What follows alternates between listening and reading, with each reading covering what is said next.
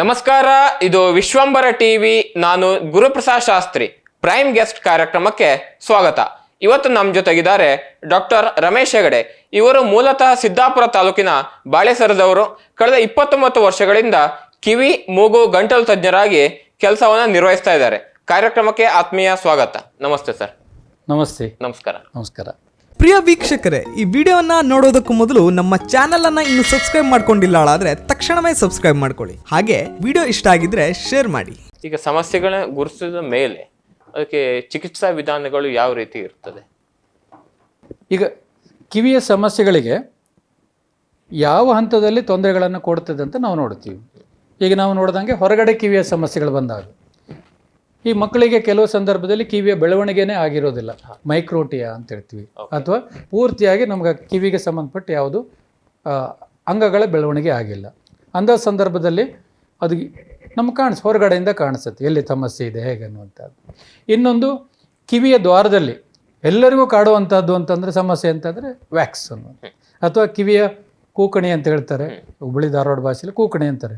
ನಮ್ಮ ಲೋಕಲ್ ಇದರಲ್ಲಿ ನಾವು ಕುಗ್ಗೆ ಅಂತ ಹೇಳ್ತೀವಿ, ಅಥವಾ ನಾವು ಮೆಡಿಕಲ್ ಭಾಷೆಯಲ್ಲಿ ಹೇಳೋದಾದ್ರೆ ಸೆರುಮೆನ್ ಅಂತ ಹೇಳ್ತಾರೆ. ಅಂದರೆ ಬೇರೆ ಬೇರೆ ಭಾಷೆ, ಬಟ್ ಅದೆಲ್ಲ ಲೋಕಲ್ ಲ್ಯಾಂಗ್ವೇಜ್ ಅಥವಾ ಕೊಲೋಕಿಯಲ್ ಲ್ಯಾಂಗ್ವೇಜ್ ಅಂತಲೇ ಹೇಳ್ಬೋದು. ಅದೇ ಎಲ್ಲದರ ಅರ್ಥ ಏನು ಅಂತಂದರೆ ಕಿವಿಯಲ್ಲಿ ನಮಗೆ ಉತ್ಪತ್ತಿ ಆಗುವಂಥ ಸೆರುಮೆನಸ್ ಗ್ಲ್ಯಾಂಡ್ಸ್ ಅಂತ ಹೇಳ್ತೀವಿ. ನಮ್ಮ ಮೈಯ ಶರೀರದ ಎಲ್ಲ ಭಾಗದಲ್ಲಿ ಇರುವಂಥ ಈ ಬೆವರಿನ ಗ್ರಂಥಿಗಳ ಥರದಲ್ಲಿ ಕಿವಿಯ ಹೊರಗಡೆ ದ್ವಾರದಲ್ಲಿ ಮಾತ್ರ, ಅಂದರೆ ಈಗ ನಾವು ಕಿವಿಯ ದ್ವಾರವನ್ನು ನಾವು ತೆಗೆದುಕೊಳ್ಳಿಕ್ಕೆ ಹೋದರೆ ಇಲ್ಲಿಂದ ಹೊರಗಡೆ ದ್ವಾರದ 1/3 ಪಾರ್ಟ್ನಲ್ಲಿ ಮಾತ್ರ ಈ ಥರ ಬೆವರಿನ ಗ್ರಂಥಿಗಳು ಅಥವಾ ಸೆರುಮಿನಸ್ ಗ್ಲ್ಯಾಂಡ್ಸ್ ಅಂತ ಏನು ಹೇಳ್ತೀವಿ ಅದಿರುತ್ತೆ. ಹಾಗಾಗಿ ನಮ್ಮ ಕಿವಿಯ ವ್ಯಾಕ್ಸ್ ಪ್ರೊಡಕ್ಷನ್ ಆಗುವಂಥದ್ದು ಹೊರಬದಿಯ 1/3 ಪೋರ್ಷನಲ್ಲಿ ಮಾತ್ರ. ಅಂದರೆ 3 ಇಂಚು ಜಾಗದಲ್ಲಿದ್ದರೆ ಹೊರಗಡೆ 1 ಇಂಚು ಜಾಗದಲ್ಲಿ ಮಾತ್ರ ವ್ಯಾಕ್ಸ್ ಪ್ರೊಡಕ್ಷನ್ ಆಗುತ್ತೆ. ಆದರೆ ಹೊರಗಡೆ ಇರುವ ವ್ಯಾಕ್ಸ್ ಒಳಗಡೆ ಹೋಗ್ಲಿಕ್ಕೆ ಹೆಂಗೆ ಕಾರಣ? ನಾವು ಕ್ಲೀನ್ ಮಾಡೋ ಪ್ರಯತ್ನ ಮಾಡಿದಾಗ, ಅಥವಾ ನಾವು ಬಡ್ಸ್ ಹಾಕ್ಲಿಕ್ಕೆ ಹೋದಾಗ, ಅಥವಾ ಪಿನ್ ಹಾಕ್ಲಿಕ್ಕೆ ಹೋದಾಗ, ಅಥವಾ ನಾವು ಏನೋ ಸ್ನಾನ ಮಾಡಬೇಕಾದ್ರೆ ಅಥವಾ ಸ್ವಿಮ್ಮಿಂಗ್ ಮಾಡಬೇಕಾದ್ರೆ ಅದರ ಫೋರ್ಸಿಂದ ಇದು ಒಳಗಡೆ ಹೋಗಿ ಕೂತ್ಕೊಳ್ಳಿಕ್ಕೆ ಸಾಧ್ಯ. ಇಲ್ಲಾದರೆ ವ್ಯಾಕ್ಸ್ ಪ್ರೊಡಕ್ಷನ್ ಇರುವಂಥ ಹೊರಗಡೆ ಅಂಥದ್ದು ಮಾತ್ರ. ಅದು ಕೂಡ ಒಂದು ಪ್ರಮುಖ ಕಾರಣ ಆಗಿರುತ್ತೆ ಕೇಳಿಸೋದಕ್ಕೆ ತೊಂದರೆ ಆಗೋದಕ್ಕೆ. ಅಂಥ ಸಂದರ್ಭದಲ್ಲಿ ನಮ್ಗೆ ಹೊರಗಡೆ ಏನು ಕಾಣ್ತಾ ಇದೆ, ಕೆಲವು ಮಕ್ಕಳಲ್ಲಿ ಕಿವಿ ಒಳಗಡೆಗೆ ಚಾಕ್ ಪೀಸ್ ಅಂಥದ್ದು, ಹತ್ತಿ ಅಂಥದ್ದು, ಫಾರಿನ್ ಬಾಡಿ ಅಂತ ಹೇಳ್ತೀವಿ, ಕೈಗೆ ಏನು ಸಿಗತ್ತೋ ಅದನ್ನು ಹಾಕ್ಕೊಳ್ಳೋದಕ್ಕೆ ಪ್ರಯತ್ನ ಮಾಡುತ್ತೆ. ಅದು ಕೂಡ ಡೆಫಿನೆನ್ಸಿಗೆ ಕಾರಣ ಆಗುತ್ತೆ. ಅದನ್ನು ತೆಗೆದುಬಿಟ್ರೆ ಪ್ರಾಬ್ಲಮ್ ಸಾಲ್ವ್ ಆಯಿತು. ಇನ್ನು ಮಧ್ಯ ಕಿವಿ ಒಳಗಡೆ ಸಂಬಂಧಪಟ್ಟ ತೊಂದರೆ ಇದ್ದರೆ, ಅಲ್ಲಿ ಕಿವಿಯ ತಮಟೆಗೆ ಸಂಬಂಧಪಟ್ಟ ತೊಂದರೆ ಬಂತು, ಅದು ಇಯರ್ ಪರ್ಫೋರೇಷನ್ ಅಂತ ಹೇಳ್ತೀವಿ. ಅಂದರೆ ಕಿವಿಯ ಸೋಂಕು, ಕಿವಿಯ ಸೋರುವಂಥದ್ದು ಅಂತ ಏನು ಹೇಳ್ತೀವಿ, ಅದಕ್ಕೆ ಸಂಬಂಧಪಟ್ಟು ಸಮಸ್ಯೆಗಳು ಕಾಣ್ಕೊಳ್ತದೆ. ಮಧ್ಯ ಕಿವಿಗೆ ಸಂಬಂಧ ಅದು ಕಿವಿಯ ತಮಟೆಗೆ ಸಂಬಂಧಪಟ್ಟು ಅದು ನಾವು ಕಿವಿಯ ಪರೀಕ್ಷೆ ಮಾಡಿದಾಗ ಕಾಣಿಸುತ್ತೆ. ಅದನ್ನು ನಾವು ಸರ್ಜರಿ ಮುಖಾಂತರವಾಗಿ ಹೊಸ ಪರದೆಯನ್ನು ಹಾಕಿ ಕೇಳುವಾಗೆ ಮಾಡ್ಬೋದು. ಇದು ಸರ್ಜಿಕಲ್ ಕರೆಕ್ಷನ್ ಅಂತ ಹೇಳ್ತೀವಿ. ಇನ್ನು ಕಿವಿಯ ಪರದೆಯಿಂದ ಒಳ ಕಿವಿಗೆ ಮಧ್ಯದಲ್ಲಿ ಸಂವಹನೆ ಮಾಡೋದಕ್ಕೆ 3 ಎಲುವುಗಳಿರ್ತವೆ, ಇಂಪಾರ್ಟೆಂಟ್ ಬೋನ್ಗಳು ಇರ್ತದೆ. ಇಲ್ಲಿ 1, ಇದು 2, ಆ ಒಂದು ಹೋಲ್ ಅಂತ ಥರ ಕಾಣ್ತಾ ಇರೋದೇನಿದೆ ಅದು 3 ಎಲುವುಗಳು ಇರ್ತದೆ. ಆ 3 ಎಲುವುಗಳ ಮೂಮೆಂಟ್ ಮುಖಾಂತರ, ಜಾಯಿಂಟ್ ಮುಖಾಂತರ ಏನು ಆ್ಯಕ್ಷನ್ ಆಗುತ್ತೋ ಅದ್ರ ಮುಖಾಂತರವಾಗಿ ಕೇಳೋದಿರ್ತದೆ. ಇದಕ್ಕೆ ಸಂಬಂಧಪಟ್ಟ ತೊಂದರೆಗಳನ್ನು ಬಂದಾಗ ಯಾವ ಕಾಯಿಲೆ ಇರುವಂಥ ಎಲುವನ್ನು ತೆಗೆದು ಬೇರೆ ಕೃತಕವಾಗಿ ಮಾಡುವಂಥ ಎಲುವುಗಳೇನಿರ್ತದೆ ಅದನ್ನು ಕೂಡಿಸಿ ಕೂಡ ನಾವು ಕಂಡಕ್ಟಿವ್ ಹಿಯರಿಂಗ್ ಲಾಸನ್ನು ಸರಿ ಮಾಡಲಿಕ್ಕೆ ಸಾಧ್ಯ ಇದೆ. ಇನ್ನು ಕೆಲವು ಮಕ್ಕಳಿಗೆ ಜನ್ಮಜಾತವಾಗಿ ಬಂದಿರ್ತದೆ, ಅಂದರೆ ಕಂಜನೈಟಲ್ ಡೆಫ್ನೆಸ್ ಅಂತ ಹೇಳ್ತೀವಿ. ಅಂಥ ಸಂದರ್ಭದಲ್ಲಿ ಹೊರಗಡೆ ನೋಡೋದಕ್ಕೆ ಕಿವಿ ನಾರ್ಮಲ್ ಇರುತ್ತೆ, ಮಿಡ್ಲಿಯರ್ ನಾರ್ಮಲ್ ಇರುತ್ತೆ, ಒಳಗಡೆ ಕಿವಿಯ ನಾರ್ಮಲ್ ಇರುತ್ತೆ, ಆದರೆ ಕೆಲಸ ಮಾಡುವಂಥದ್ದು ಇರುವುದಿಲ್ಲ. ಅಂಥ ಸಂದರ್ಭದಲ್ಲಿ ಈಗೀಗ ಕಾಕ್ಲಿಯರ್ ಇಂಪ್ಲಾಂಟ್ ಅನ್ನುವಂಥ ಸರ್ಜರಿ ಮಾಡ್ತಾ ಇದೆ. ಆ ಕಾಕ್ಲಿಯರ್ ಇಂಪ್ಲಾಂಟ್ ಅನ್ನುವಂಥದ್ದು ಎಲ್ಲ ಸೆಂಟರ್ನಲ್ಲಿ ಕೂಡ ಮಾಡಲಿಕ್ಕೆ ಸಾಧ್ಯ ಆಗ್ತಾ ಇಲ್ಲ. ಅದನ್ನು ಎಲೆಕ್ಟ್ರೋಡ್ಸ್ಗಳನ್ನು ಒಳಗಡೆ ಕಿವಿಯಲ್ಲಿ ಇರುವಂಥ ಈ ಅಂಶ ಏನಿದೆ ಕಾಕ್ಲಿಯಾ ಅಂತ ಏನು ಹೇಳ್ತೀವಿ, ಆ ಕಾಕ್ಲಿಯಾದ ಒಳಗಡೆಯಲ್ಲಿ ನಾವು ಈ ಎಲೆಕ್ಟ್ರೋಡ್ಸ್ಗಳನ್ನು ಇಂಟ್ರೊಡ್ಯೂಸ್ ಮಾಡಿ ಅದು ಕೆಲಸ ಮುಖಾಂತರ ಅದರಲ್ಲಿ ಬರುವಂಥ ಈ ಎಲೆಕ್ಟ್ರಿಕಲ್ ಸ್ಟಿಮ್ಯುಲೇಷನ್ ಏನಿದೆ ಅದ್ರ ಮುಖಾಂತರವಾಗಿ ಕೇಳುವಂಗೆ ಮಾಡಿಕೊಳ್ಳಿಕ್ಕೆ ಸಾಧ್ಯ ಇದೆ. ಇದು ಗೌರ್ಮೆಂಟ್ ಈ ಒಂದು ನಿಟ್ಟಿನಲ್ಲಿ ಭಾಳಷ್ಟು ಕೆಲಸಗಳನ್ನು ಮಾಡ್ತಾ ಇದೆ. KMC ಹುಬ್ಬಳ್ಳಿನಲ್ಲಿ ಕೂಡ ಅದನ್ನು ರಿಕಗ್ನೈಸ್ ಮಾಡಿದೆ ಮತ್ತು ಅದಕ್ಕೆ ಸಪೋರ್ಟನ್ನು ಕೂಡ ಕೊಡ್ತಾ ಇದೆ. ನಾವು ಪ್ರೈವೇಟ್ನಲ್ಲಿ ಈ ಕಾಕ್ಲಿಯರ್ ಇಂಪ್ಲಾಂಟ್ ಸರ್ಜರಿ ಮಾಡ್ಕೊಳ್ಬೇಕು ಅಂತಂದರೆ ಇದು ಇಲ್ಲಿ ಪ್ರಸ್ತುತ ಅಂತ ನಾನು ಅಂದ್ಕೊಳ್ತೀನಿ. ಕಾಕ್ಲಿಯರ್ ಇಂಪ್ಲಾಂಟಿಗೆ ನಾವು ಹೊರಗಡೆಯಲ್ಲಿ ತೊಗೊಳ್ಳಿಕ್ಕೆ ಹೋದರೆ ಮಿನಿಮಮ್ 12 ಲಕ್ಷ ಅದಕ್ಕೆ ಖರ್ಚಾಗುತ್ತೆ. ಹಾರ್ಟ್ ಸರ್ಜರಿಗಿಂತ ಕಾಸ್ಟ್ಲಿ ಇರ್ಬೋದು, ಜಾಸ್ತಿ ಆಗುತ್ತೆ. ಬಟ್ ಒಬ್ಬನೇ ಸರ್ಜನ್ ಆಗಿ ಅದು ಮಾಡ್ಕೊಳ್ಳೋದಕ್ಕೆ ಸಾಧ್ಯ ಇಲ್ಲ. ಅದು ಬೇರೆ ಬೇರೆ ಕಾರಣಗಳಿದೆ. ಅದನ್ನು ಫ್ರೀಯಾಗಿ ಗೌರ್ಮೆಂಟ್ ಆಫ್ ಕರ್ನಾಟಕದ ಮಾಡ್ಕೊಳ್ಳೋದಕ್ಕೆ KMC ಹುಬ್ಳಿನಲ್ಲಿ ಕೂಡ ಅಥವಾ ಗೌರ್ಮೆಂಟ್ ಮೆಡಿಕಲ್ ಕಾಲೇಜುಗಳು ಕೂಡ ಆ ವ್ಯವಸ್ಥೆಗಳನ್ನು ಮಾಡಿದೆ. ಇನ್ನು ಕಾಸ್ಟ್ಲಿ ಇರುವಂಥ ಟ್ರೀಟ್ಮೆಂಟ್ಗಳು ಎಲ್ಲರಿಗೂ ಕೂಡ ಕಿವಿ ಹಂಗಾರೆ ನರಕ್ಕೆ ಸಂಬಂಧಪಟ್ಟ ತೊಂದರೆ ಇದ್ದವರಿಗೆ ಎಲ್ಲರಿಗೂ ಕಾಕ್ಲಿಯರ್ ಇಂಪ್ಲಾಂಟ್ ಸರ್ಜರಿ ಮಾಡಿಬಿಡ್ಬೋದಾ? ಇಲ್ಲ, ಅದಕ್ಕೆ ಕ್ರೈಟೀರಿಯಾ ಅಂತ ಹೇಳ್ತೀವಿ. ಅದನ್ನು ನಾವು ನೋಡಬೇಕಾದ್ರೆ ಆಡಿಯೋಮೆಟ್ರಿ ಟೆಸ್ಟ್ ಅಂತ ನಾನು ಮೊದಲು ಹೇಳಿದ್ದೆ. ಆಡಿಯೋಮೆಟ್ರಿ ಟೆಸ್ಟ್ನಲ್ಲಿ ನಮ್ಮ ಡೆಫಿನೆಸ್ ಅಥವಾ ಕಿವುಡುತನಕ್ಕೆ ಸಂಬಂಧಪಟ್ಟ ಈ ಒಂದು ಮ್ಯಾಗ್ನಿಟ್ಯೂಡ್ ಅಥವಾ ಅದಕ್ಕೆ ತೀವ್ರತೆಯನ್ನು ನಾವು ಗುರುತಿಸ್ತೀವಿ. ಎಷ್ಟು ಪ್ರಮಾಣದಲ್ಲಿ ಎಷ್ಟು ಪರ್ಸೆಂಟೇಜ್ ಅವರಿಗೆ ಕೇಳೋದಕ್ಕೆ ತೊಂದರೆ ಇದೆ ಅಂತ ಅದನ್ನು ನಾವು ಆಡಿಯೋಮೆಟ್ರಿ ಮುಖಾಂತರವಾಗಿ ನಾವು ಗಮನಿಸ್ತೀವಿ. ಆ ಆಡಿಯೋಮೆಟ್ರಿ ಟೆಸ್ಟ್ ಮಾಡಿದಾಗ ಅದನ್ನು ನಾವು ಡೆಸಿಬೆಲ್ನಲ್ಲಿ ನಾವು ಗುರ್ತಾ ಹಿಡಿತೀವಿ. ನಾವು ಕೇಳುವಂಥ ಶಬ್ದದ ತೀವ್ರತೆ ಇಂಟೆನ್ಸಿಟಿ ಆಫ್ ಸೌಂಡನ್ನು ನಾವು ಡೆಸಿಬೆಲಲ್ಲಿ ನಾವು ಅರ್ಥ ಮಾಡ್ಕೊಳ್ತೀವಿ. ಆ ಡೆಸಿಬೆಲ್ನ ಪ್ರಕಾರ 90 ಡೆಸಿಬೆಲ್ಗಿಂತನೂ ಜಾಸ್ತಿ ಪ್ರಮಾಣದಲ್ಲಿ ಅವರಿಗೆ ಡೆಫಿನೆಸ್ ಇದ್ದರೆ ಅವರಿಗೆ ನಾವು ಕಾಕ್ಲಿಯರ್ ಇಂಪ್ಲಾಂಟ್ ಸರ್ಜರಿ ಮಾಡ್ಬೋದು ಅಂತೀವಿ. ನಮಗೆ ನಾರ್ಮಲ್ ಆಗಿ ಕೇಳುವಂಥ ಹಿಯರಿಂಗ್ ಡೆಸಿಬೆಲ್ಲಲ್ಲಿ ಅರ್ಥ ಮಾಡ್ಕೊಳ್ಳೋದಾದರೆ 25 decibel considered as normal threshold. ಅಂದರೆ ಬೇಸಿಕ್ ಎಷ್ಟು ಇರಬೇಕಪ್ಪ 25 ಡೆಸಿಬೆಲ್. ಆದರೆ ನಾವು ಟೆಸ್ಟ್ ಮಾಡುವಂಥ ವಾತಾವರಣದಲ್ಲಿ 25 ಡೆಸಿಬಲನ್ನು ಮಾಡ್ಬೋದು, 30 ಡೆಸಿಬಲನ್ನು ಮಾಡ್ಬೋದು. ಆದರೆ ಬ್ಯಾಕ್ಗ್ರೌಂಡ್ ನಾಯ್ಸ್ನಲ್ಲೆಲ್ಲ ಇರಬೇಕಾದ್ರೆ ನಾವೇನು ಎಕ್ಸಾಕ್ಟ್ 25 ಕೊಡ್ತೀವಿ. 28 ಇದ್ದರೆ ಹೇಗೆ? ಅದನ್ನು ಟೆಸ್ಟ್ ಮಾಡಲಿಕ್ಕೆ ನಮಗೆ ವ್ಯವಸ್ಥೆಗಳಿಲ್ಲ. ಹಾಗಾಗಿ ನಾವೇನು ಮಾಡ್ತೀವಿ, ಎಲ್ಲ ಎವರೇಜ್ ತೊಗೊಂಡು 30 ಡೆಸಿಬಲ್ವರೆಗೆ ನಾರ್ಮಲ್ ಅಂತ. ಅಂದರೆ ಈ ಆ್ಯಂಬಿಯನ್ಸ್ ಸೌಂಡಿನ ಪ್ರಕಾರ ಎಲ್ಲದನ್ನು ಗಮನದಲ್ಲಿ ಇಟ್ಕೊಂಡು 30 ಡೆಸಿಬಲ್ ಒಳಗಡೆಗಿದ್ದರೆ ನಾರ್ಮಲ್ಲು. ಅದು 90 ಡೆಸಿಬಲ್ವರೆಗೆ ಬರ್ತಾ ಇದೆ ಅಂತಂದರೆ ಅದಕ್ಕಿಂತನೂ ಜಾಸ್ತಿ ತೊಂದರೆ ಇದ್ದರೆ ಕಾಕ್ಲಿಯರ್ ಇಂಪ್ಲಾಂಟ್ ಸರ್ಜರಿ ಮಾಡ್ಬೋದು. ಈಗ ನಾವು ಮಾತಾಡ್ತಾ ಇರುವಂಥ ಇಂಟೆನ್ಸಿಟಿಯನ್ನು ನಾರ್ಮಲ್, ಈಗ ಸೈಲೆಂಟ್ ಆಗಿರೋ ಜಾಗದಲ್ಲಿ ನಾರ್ಮಲ್ ಕಮ್ಯುನಿಕೇಷನ್, ಒಬ್ಬರಿಂದ ಒಬ್ಬರಿಗೆ ನಾವು ಮಾತಾಡುವಷ್ಟು ಕೇಳುವಷ್ಟು ಪ್ರಮಾಣದಲ್ಲಿ ಕಮ್ಯುನಿಕೇಷನ್ ಮಾಡ್ತಾ ಇದ್ದೀವಿ ಅಂದರೆ ಅದು ಸಾಧಾರಣ ನಮಗೆ 48ರಿಂದ 50 ಡೆಸಿಬಲ್ ಇರುತ್ತೆ ಅಂತ ಅರ್ಥ ಆಗುತ್ತೆ. ನಾರ್ಮಲ್ ನಾವು ಮಾತಾಡುವಂಥದ್ದು ಅಂದರೆ 30 ಡೆಸಿಬಲ್ಗೆ ನಮಗೆ ಕೇಳೋದಕ್ಕೆ ಪ್ರಾರಂಭ ಆಗುತ್ತೆ. ಹೇಳುವಂಥದ್ದು ಅರ್ಥ ಆಗಬೇಕು ಅಂತ 48 ಡೆಸಿಬಲ್ ಬೇಕು ಅಂತ. ಈಗ ನಮಗೆ ಕೇಳೋದಕ್ಕೆ ನಮಗೆ 48 ಡೆಸಿಬಲ್ ಇದೆ ಅಂತಂದರೆ ನಾವು ಅದನ್ನು ಅರ್ಥ ಮಾಡ್ಕೊಳ್ಬೇಕಾದ್ರೆ +28 ಅಂದರೆ 76 ಡೆಸಿಬಲಲ್ಲಿ ನಾವು ಮಾತಾಡಬೇಕು. ನಮ್ಮ ಧ್ವನಿ ಅಷ್ಟು ದೊಡ್ಡದಾಗಿರ್ಬೇಕು. ಅದನ್ನು ನಾವು ಮ್ಯಾನ್ಯುವಲಿ ಮಾಡ್ಕೊಳ್ಳೋದಕ್ಕೆ, ಆಂಪ್ಲಿಫೈ ಮಾಡೋದಕ್ಕೆ, ಅಷ್ಟು ಪ್ರಮಾಣದಲ್ಲಿ ಆಂಪ್ಲಿಫೈಯನ್ನು ಮಾಡೋದಕ್ಕೆ ನಾವು ಶ್ರವಣ ಯಂತ್ರಗಳನ್ನು ಉಪಯೋಗ ಮಾಡ್ಬೋದು. ಈಗ ನಾವು 30 ಡೆಸಿಬಲಿಂದ 90 ಡೆಸಿಬಲ್ವರೆಗೆ ನಾವು ಹಿಯರಿಂಗ್ ಏಡ್ಗಳನ್ನು ಉಪಯೋಗ ಮಾಡ್ಬೋದು. ಈಗೀಗ ಸುಧಾರಿತ ಹಿಯರಿಂಗ್ ಏಡ್ನ ಒಳಗಡೆಯಲ್ಲಿ 110 ಡೆಸಿಬಲ್ವರೆಗೂ ನಾವು ಮಷೀನಿಂದನೇ ಕೇಳುವಂಗೆ ಮಾಡ್ಬೋದು. ಯಾವಾಗ ಅದು 90 ಡೆಸಿಬಲ್ಗಿಂತ ಜಾಸ್ತಿ ನಮಗೆ ಲಾಸ್ ಇದೆ ಅಂತ ಗೊತ್ತಾಯಿತು, ಅದನ್ನು ನಾನ್ ಸರ್ವಿಸೇಬಲ್ ಹಿಯರಿಂಗ್ ಅಂತ ಹೇಳ್ತೀವಿ. ನಾನ್ ಸರ್ವಿಸೇಬಲ್ ಅದನ್ನು ನಾವು ಯಾವ ಕಾರಣಕ್ಕೂ ನಾರ್ಮಲ್ ಮಾಡ್ಕೊಳ್ಳೋದಕ್ಕೆ ಅವಕಾಶಗಳಿಲ್ಲ. ಅಂಥ ಸಂದರ್ಭದಲ್ಲಿ ಪೇಷಂಟ್ ವಿಲ್ಲಿಂಗ್ ಇದ್ದರೆ ಕಾಕ್ಲಿಯರ್ ಇಂಪ್ಲಾಂಟ್ ಸರ್ಜರಿಯನ್ನು ಮಾಡ್ಬೋದು. ಇನ್ನೂ ಕೂಡ ಕೆಲವಷ್ಟು ಸಂದರ್ಭದಲ್ಲಿ ಈಗ ವರ್ಲ್ಡ್ನಲ್ಲಿ ಇರುವಂಥ ಒಂದು ಇದರಲ್ಲಿ ಬ್ರೈನ್ ಸ್ಟೆಮ್ ಇಂಪ್ಲಾಂಟ್ ಅಂದೂ ಕೂಡ ಮಾಡ್ತಾ ಇದ್ದಾರೆ. ಅಂದರೆ ಮೆದುಳಿನ ನರದ ಒಳಗಡೆಗೆ ಈಗ ಎಲೆಕ್ಟ್ರೋಡ್ಗಳನ್ನು ಇಂಟ್ರೊಡ್ಯೂಸ್ ಮಾಡಿ ಕೇಳುವಂಥದ್ದು ಆ ಒಂದು ಸಂಶೋಧನೆ ಕೂಡ ನಡೀತಾ ಇದೆ. ಮುಂದಿನ ದಿನಗಳಲ್ಲಿ ಅಂಥವು ಕೂಡ ಎಲ್ಲ ಸೆಂಟರ್ನಲ್ಲಿ ಬಂದರೆ ಆಶ್ಚರ್ಯಗಳಿಲ್ಲ ಅಂತ.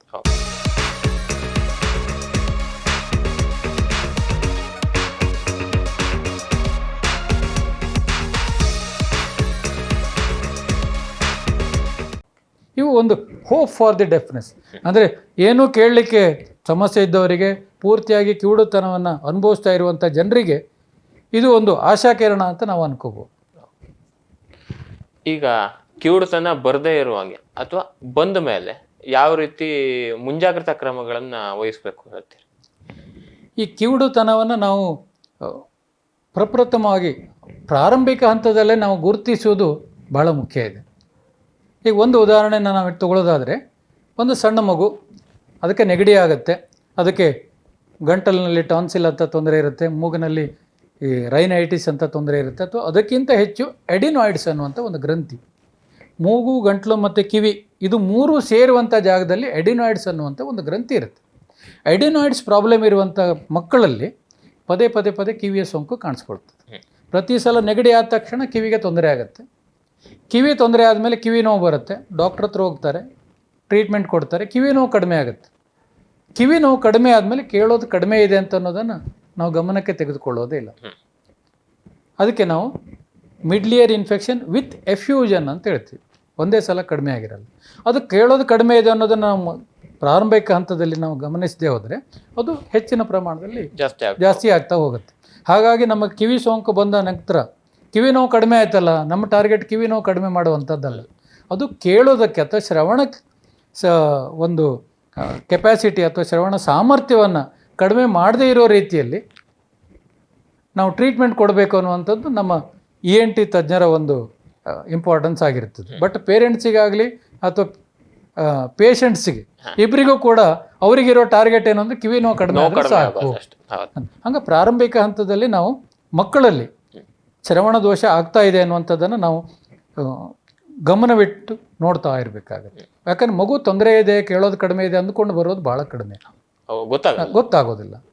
ಎರಡನೇ, ಈ ಯಾವುದೇ ನಮ್ಮ ಸೀರಿಯಸ್ ತೊಂದರೆಗಳು ಬಂದಾಗ, ಈ ಟೈಫಾಯ್ಡ್ ಅಂಥದ್ದು, ಮುಂಪ್ಸ್ ಅನ್ನುವಂಥದ್ದು, ಈ ತೊಂದರೆಗಳು ಬಂದಾಗ ಅವು ಕಿವಿಯಲ್ಲಿ ಸಮಸ್ಯೆಗಳನ್ನು ಕೊಡ್ಬೋದು. ಅಥವಾ ಯಾವುದೋ ವೈರಸ್ ಇನ್ಫೆಕ್ಷನ್ ಬಂದಿರುತ್ತೆ, ಬಂದು ಕಡಿಮೆ ಆದಮೇಲೆ ಕೂಡ ಕಿವಿ ತೊಂದರೆಗಳನ್ನು ಕೊಟ್ಟಿರ್ಬೋದು. ಕಿವಿ ಡಾಕ್ಟ್ರ್ ಹತ್ರ ತೋರಿಸ್ಬೇಕು. ಕಿವಿ ಒಳಗಡೆ ನಮಗೆ ಸಮಸ್ಯೆ ಸ್ವಲ್ಪ ಇದೆ ಅಂತ ಅನಿಸಿದರೂ ಕೂಡ ಕಿವಿ ವೈದ್ಯರನ್ನು ಅಥವಾ ENT ತಜ್ಞರನ್ನು ಭೇಟಿಯಾದರೆ ಇನಿಷಿಯಲ್ ಸಂದರ್ಭದಲ್ಲಿ ನಾವು ತಗೊಂಡು ಮುಂದಿನ ಹಂತಕ್ಕೆ ತಿರುಗದೇ ಇರೋ ರೀತಿಯಲ್ಲಿ ಅದನ್ನು ನಿಯಂತ್ರಿಸಲಿಕ್ಕೆ ಸಾಧ್ಯ ಇದೆ. ಇನ್ನು ಕೆಲವು ಸಂದರ್ಭದಲ್ಲಿ ಈ ಪಟಾಕಿಯನ್ನು ಹೊಡಿತಾರೆ. ಈ ಪಟಾಕಿ ದೀಪಾವಳಿಗಳಲ್ಲಿ ಅಥವಾ ನಮ್ಮಲ್ಲಿ ಚೌತಿ ಹಬ್ಬದಲ್ಲಿ ಈ ಪಟಾಕಿಗಳನ್ನು ಹೊಡಿಬೇಕಾದ್ರೆ ನಮ್ಮ ಪರ್ಸನಲ್ ಪ್ರೊಟೆಕ್ಷನ್ಗಳನ್ನು ಉಪಯೋಗ ಮಾಡ್ಕೊಳ್ಳಿ. ಕಿವಿಗೆ ತೊಂದರೆ ಆಗದೇ ಇರೋ ರೀತಿಯಲ್ಲಿ ನೋಡ್ಕೊಳ್ಳಿ. ಯಾಕಂದರೆ ಪಟಾಕಿ ಢಮ್ ಅಂತ ನಾವೇನು ಹೇಳ್ತೀವಿ, ಈಗ ಈ ಡಮ್ ಅನ್ನುವಂಥ ಪಟಾಕಿಗಳೇನು ಅಟಮ್ ಬಾಂಬ್ ಇದರದ್ದೆಲ್ಲ ಅದರ ತೀವ್ರತೆ 120 ಡೆಸಿಬಲ್ಗಿಂತ ಜಾಸ್ತಿ ಇರುತ್ತೆ. ನಮ್ಮ ಕಿವಿಗೆ ಒಂದು ರೀತಿಯಲ್ಲಿ 90-95 ಡೆಸಿಬಲ್ಗಿಂತ ಜಾಸ್ತಿ ಶಬ್ದ ಕೇಳಲಿಕ್ಕೆ ಶುರುವಾದರೆ ನೋವು ಬರಲಿಕ್ಕೆ ಶುರುವಾಗುತ್ತೆ. ಅಂಥ ಸಂದರ್ಭದಲ್ಲಿ ಅದನ್ನು ನಾವು 90-95 ಡೆಸಿಬಲ್ ಕಿವಿ ನೋವು ಬರುತ್ತೆ ಅಂದರೆ 120 ಡೆಸಿಬಲ್ ಬಂದರೆ ಏನಾಗುತ್ತೆ ಅಂದರೆ ಕಿವಿಗೆ ತೊಂದರೆ ಕೊಡುವಂಥದ್ದು ಅಥವಾ ನಮ್ಮ ಕಿವಿಗೆ ನೋವು ಕೊಡುವಂಥ ಪ್ರಮಾಣದಲ್ಲಿ ಶಬ್ದಗಳನ್ನು ನಾವು ಅವಾಯ್ಡ್ ಮಾಡ್ತಾ ಇದ್ದರೆ ಹೆಚ್ಚಿನ ಅನುಕೂಲ ಆಗುತ್ತೆ.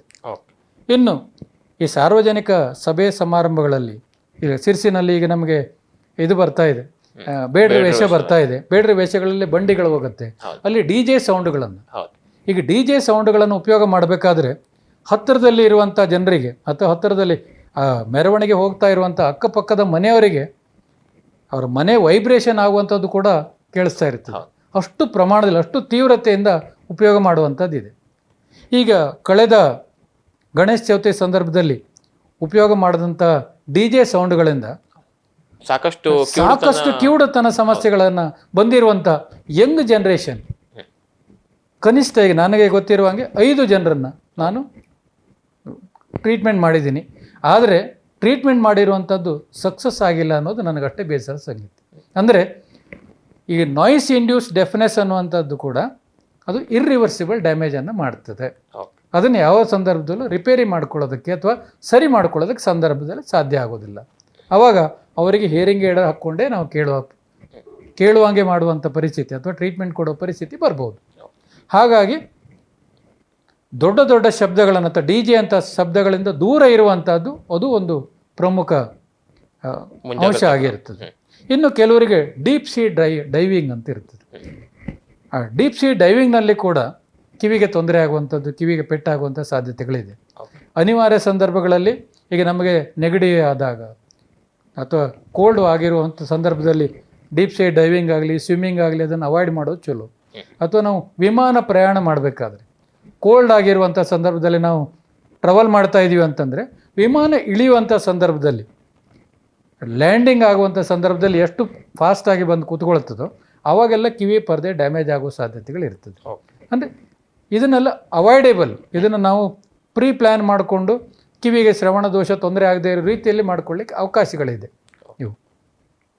ಇನ್ನು ಈ ಬೀಡಿ ಸಿಗರೇಟ್ ಆಗಲಿ ಅಥವಾ ಈ ವ್ಯಸನಗಳನ್ನು ನಾವು ಏನಂತ ಪಟ್ಟಿ ಮಾಡ್ತೀವೋ ಆ ವ್ಯಸನಗಳಿಂದ ಕೂಡ ನಮಗೆ ಶ್ರವಣಗಳ ತೊಂದರೆಗಳನ್ನು ಕೊಡ್ತಿದೆ. ಇನ್ನು ಮುಖ್ಯವಾಗಿ ಈಗ ನಮ್ಮ ಭಾರತವನ್ನು ನಾವೇನು ಅಂದ್ಕೊಳ್ತೀವಿ, ಡಯಾಬಿಟಿಸಿನ ಕ್ಯಾಪಿಟಲ್ ಅಂತ ಹೇಳ್ತೀವಿ. ಹೌದು. ಅಷ್ಟು ಪ್ರಮಾಣದಲ್ಲಿ ಡಯಾಬಿಟಿಸ್ ನಮ್ಮಲ್ಲಿ ಈ ಡಯಾಬಿಟಿಸ್ ರೋಗಿಗಳು ನಮ್ಮಲ್ಲಿ ಕಾಣಿಸ್ಕೊಳ್ತಾ ಇದ್ದಾರೆ. ಆ ಡಯಾಬಿಟಿಸ್ನ ರೋಗಿಗಳು ಪ್ರತಿ ವೈದ್ಯರ ಹತ್ರ ಹೋದಾಗ 200 ಆಗಿದೆ, 300 ಆಗಿದೆ, ಕಂಟ್ರೋಲ್ ಮಾಡ್ಕೊಳ್ಳಿ ಅಂತ ಹೇಳ್ತಾರೆ. ಆ ಕಂಟ್ರೋಲ್ ಮಾಡ್ಕೊಳ್ಳಿ, ನಾನು ಆರಾಮಿದ್ದೀನಿ, ನಾನು ಹೀಗೆ ಕೂತ್ಕೊಂಡು ಡಾಕ್ಟ್ರ್ ಹತ್ರ ಕನ್ಸಲ್ಟೇಷನ್ ಮಾಡ್ತಿದ್ದೀನಿ, ಡಾಕ್ಟ್ರ್ 300 ಆಗಿದೆ ಅಂತ ನನಗೆ ಎದುರಿಸಿದ್ದಾರೆ ಯಾಕೆ?